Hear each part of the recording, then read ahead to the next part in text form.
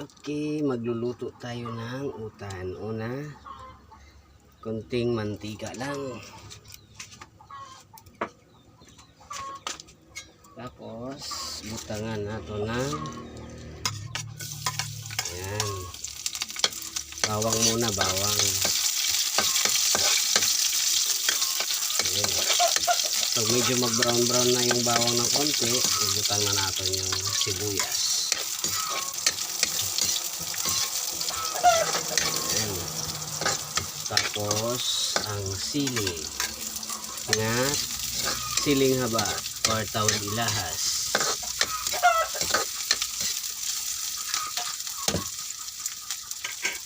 Tapos, yung ating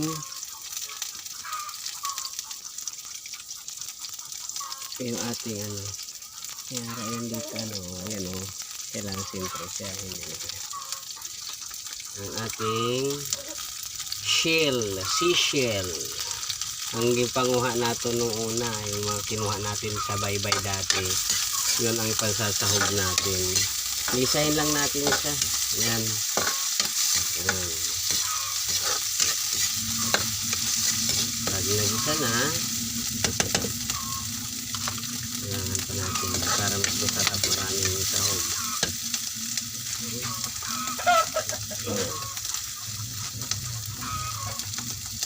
Tapos lagyan na natin siya ng magic sarap.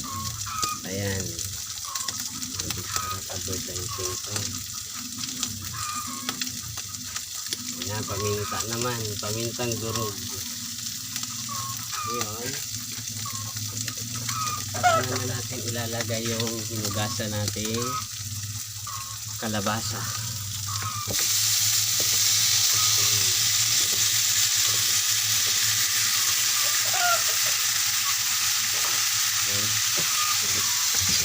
Halo lang. Okay.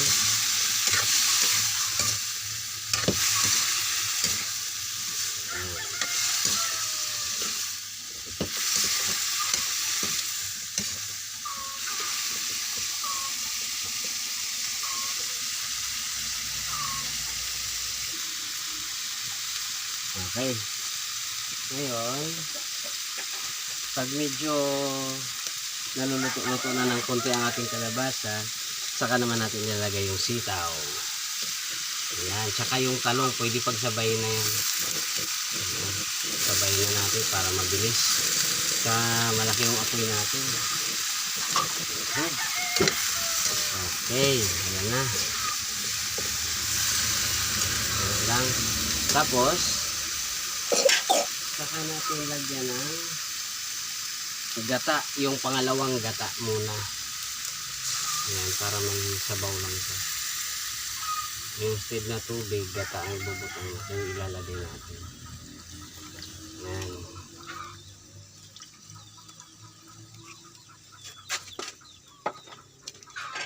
Okay. Ayan. Simpleng gulay lang to.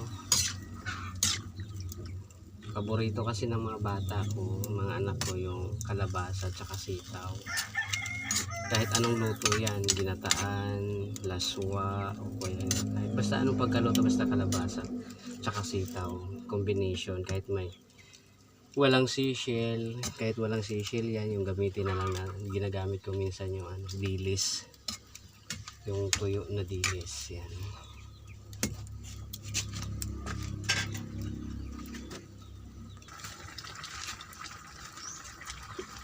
Okay, ngayon habang kumukulo siya, lagyan natin siya ng iodized salt. By the way, gumagamit lang kami dito sa aming, sa pamilya ko, ginagamit talaga namin iodized salt. Hindi kami gumagamit ng rock salt. Pero pwede mang gumamit ng rock salt. Pero kami gumagamit ng iodized salt at saka ang ginagamit pa namin dito, magic sarap. Palagi yan sa pagluluto namin, ang magic sarap. Yan. Ngayon ilalagay na natin yung patula dahil mabilis lang naman ito maluto. Patula, ayan.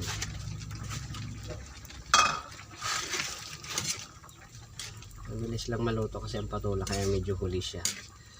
Ayun.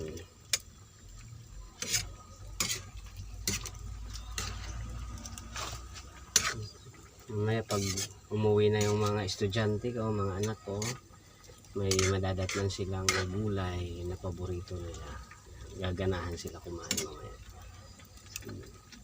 Yung ginamit ko lang dito yung seashell na kinuha natin. Kung mapapansin niyo sa mga video ko na nauna diyan sa dito sa aking channel, mayroong mayroon akong pumunta ako sa baybay, nanguha ako ng mga seashell sa Putikan Bla. Yan. So gimpakuluan lang namin, pinakuluan ko lang 'yon, tapos tinanggal ko yung laman, tapos inilagay sa rep. Pwede siya i-frozen para hindi siya magtagal yung shelf life niya. Ngayon, kukuha-kuha lang kami doon ng pansahog. Yan. Pwede siya sa gata, pwede sa gisa. Okay. Ngayon, dahil naluluto-luto na yung luto na yung kalabasa, tapos medyo na rin yung ilagay na natin yung panghuling vegetable na ingredient, kasama siya sa pagluluto, yung malunggay, dahon ng malunggay. Yan.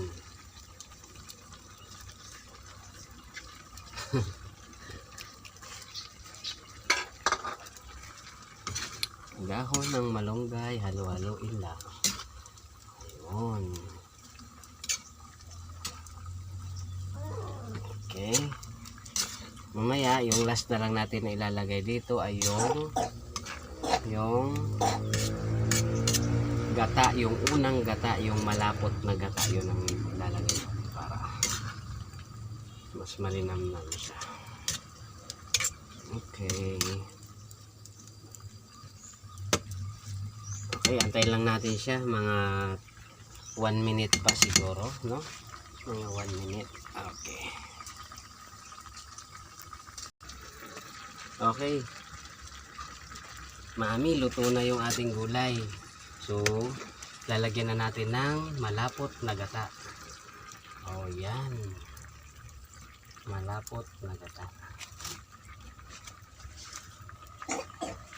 Tapos, hayaan lang muna natin siya mag-simmer muna siya, no? Magkumulo ng konti. Tapos, luto na. Yan.